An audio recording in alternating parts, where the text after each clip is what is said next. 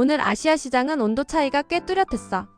미국 금리 인하 기대를 탄 중국은 기술주 중심으로 올라갔고, 일본은 금리 인상 경계감에 밀리면서 쉬어가는 흐름이었지. 자, 그러면 지금부터 하나씩 천천히 짚어보자. 첫 번째는 지수 흐름이야. 중국부터 보면 상해 종합지수가 장 초반에 살짝 올랐다가 결국 위로 붙이면서 마감했어. 시가가 3,894선에서 출발해서 장중에 3,914선까지 올라갔고, 종가도 거의 고점 근처인 3,914선으로 끝났지. 상해어 지수랑 비지수도 비슷하게 소폭이나마 위쪽으로 따라가는 모습이었어. 이어서 일본은 분위기가 완전 달랐어. 니케이 지수가 5318선에서 출발해서 잠깐 위를 보긴 했는데 장중에 49,215선까지 밀리면서 하락 압력이 꽤 강했지. 결국 종가는 49,303선으로 마감하면서 하루 만에 꽤 크게 밀렸고, 최근 이어지던 상승 흐름이 5거래일 만에 끊긴 셈이야. 두 번째는 시장을 움직인 요인이야. 오늘 아시아 시장을 움직인 요인은 크게 4가지야. 먼저 미국 통화정책 기대감이야. 중국 쪽에서는 미연준의 금리 인하 기대가 다시 커지면서 위험자산 선호가 살아났어. 연준 일부 위원들이 비둘기파에 가까운 발언을 내놨고, 트럼프 대통령 측근인 케빈 해시 차기 연준 의장 후보로 거론되면서 시장이 더 기대를 키운 분위기야. 다음은 중국 내 기술주와 경기 인식이야.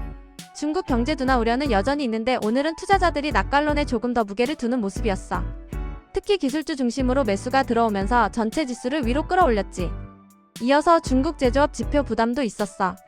S&P 글로벌 기준으로 중국 11월 레이팅독 제조업 PMI가 49를 기록하면서 50을 살짝 밑돌았거든. 7월 이후 처음으로 기준선 아래로 내려온 거고, 10월보다도 둔화되면서 제조업 확장세가 정체 수준으로 약해졌다는 평가가 나왔어. 레이팅독 창립자는 생산과 수요가 모두 둔화됐고 수출 주문 회복이 제조업을 끌어주지 못하고 있다고 봤어. 그래도 연간 성장 목표를 맞추기 위해 연말에 공급과 수요 양쪽에서 정책적인 노력이 더 나올 수 있고, 12월 PMI는 약한 확장 정도는 가능하다는 전망을 내놨지. 마지막으로 일본의 금리와 환율 이슈야.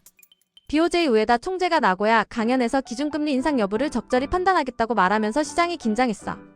설명 자체는 금리를 올리더라도 실질 금리는 여전히 낮을 거고, 완화적 환경의 조정일 뿐 경기 브레이크는 아니라는 취지였지.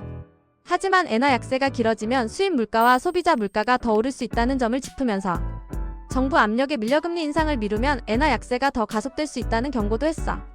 여기에 일본 국채금리가 오르면서 2년물 금리가 장중에 1%를 넘기기도 했고, 시장은 이걸 BOJ의 정책 전환 신호로 의식하는 분위기야. 또 12월 금융정책 결정회의를 앞두고 일부에서는 기준금리가 기존 0%대에서 0%대 중반 수준으로 올라갈 수 있다는 전망을 내놓으면서 니케이 지수에 부담이 됐지. 한편으로는 최근 중국의 한일령 본격화 속에서 중일 갈등이 커지는 가운데 일본이 중국으로 가는 포토레지스트 출하를 사실상 멈추면서 반도체 공급 차질 우려도 같이 부각됐어. 세 번째는 업종 흐름이야. 오늘 중국 쪽은 성장주와 경기 민감주가 같이 힘을 받았어. 통신 서비스랑 기술 장비 같은 기술 관련 업종이 강했고, 금속과 광업 같은 자원주도 수급이 괜찮았지. 경기 관련 서비스업이나 운수 업종도 수요 회복 기대를 타고 움직였고, 에너지와 자동차 쪽도 전반적으로 견조한 흐름이었어. 반대로 일본은 방어주와 성장주가 같이 눌렸다는 게 특징이야. 유틸리티랑 에너지 관련 업종이 약했고, 통신 서비스와 부동산 운용도 금리 부담에 밀렸어. 소프트웨어와 IT 서비스 같은 성장주도 조정을 받았고, 음식료나 제약 같은 방어 섹터도 매도 우위였지. 산업 서비스와 금속 광업 자동차까지 전반적으로 폭넓게 약세가 나오면서 지수 하락폭을 키웠어. 네 번째는 특징 종목 흐름이야. 먼저 중국 기술과 반도체 테마부터 보면 바이트댄스 데이터 센터에서 엔비디아 칩 사용을 금지했다는 보도가 나오면서 중국 내 관련 업체들의 반사이익 기대가 이어졌어. 발리꽉이랑 방정 테크놀로지가 이런 기대를 타고 오르면서 기술주 전반 분위기를 끌어올렸지. 이어서 자원과 금속 테마는 낙양 몰리브덴이 강하게 움직이면서 눈에 띄었어. 내문구포두철강 연합 같은 철강 관련 종목도 같이 올라주면서 금속 광업 업종 강세를 뒷받침했지. 다음은 운수와 금융 흐름이야. 중국국제항공이 수요 회복 기대 속에 상승했고, 교통은행도 금융주 가운데서 비교적 견조한 모습을 보였어. 이어서 일본 대형 제조와 전기전자 쪽은 정반대 흐름이었어. 아사히 화성이 크게 밀렸고, 소니와 파나소닉도 함께 하락하면서 일본 대표 제조주 전반에 부담이 컸지.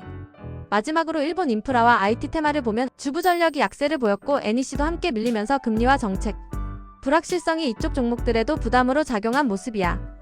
다섯 번째는 기타 특이 요인이야. 니케이 지수는 최근 이어지던 상승을 멈추고 5거래일 만에 하락 전환했다는 점이 상징적이야. 일본 2년물 국채금리가 장중에 1%를 넘기면서 시장이 BOJ의 정책 변화를 더 강하게 의식하기 시작했지. BOJ 금융정책결정회의가 12월 중순에 예정돼 있고 일부에서는 기준금리가 지금보다 한 단계 높아질 수 있다는 전망을 내놓고 있어. 한편 일본이 중국으로의 포토레지스트 출하를 사실상 중단하면서 중국 내 SMIC와 CXMT 같은 반도체 업체 생산 차질 가능성이 거론되고 있어. 여기에 중국 정부가 바이트댄스 신규 데이터 센터에서 엔비디아 칩 사용을 금지했다는 보도까지 겹치면서 미중 회사의 기술 공급망 긴장감이 더해진 상태야. 여섯 번째는 거시 지표 흐름이야. 오늘은 금리와 통화정책 기대가 거시 변수의 중심이었어. 중국 쪽에서는 미국 금리 인하 기대가 위험자산 선호를 자극했고 제조업 PMI 둔화가 그 기대를 완전히 꺾지는 못한 모습이야. 일본에서는 국채금리 상승과 BOJ의 금리 인상 가능성이 엔화와 물가에 대한 경계감을 키우면서 주식시장의 부담으로 작용했지. 마무리를 해보면 오늘 아시아 시장은 중국은 미국 통화정책 기대와 기술주 강세에 올라섰고 일본은 금리와 국채금리 부담에 조정을 받은 날이었어. 내일 한국 시장에서는 미금리 인하 기대와 일본 금리 인상 경계가 동시에 영향을 줄 수 있는 만큼 기술주와 금리, 민감주 흐름을 같이 체크할 필요가 있어 보여. 오늘 영상이 도움이 됐다면 구독이랑 좋아요 한 번씩 눌러줘.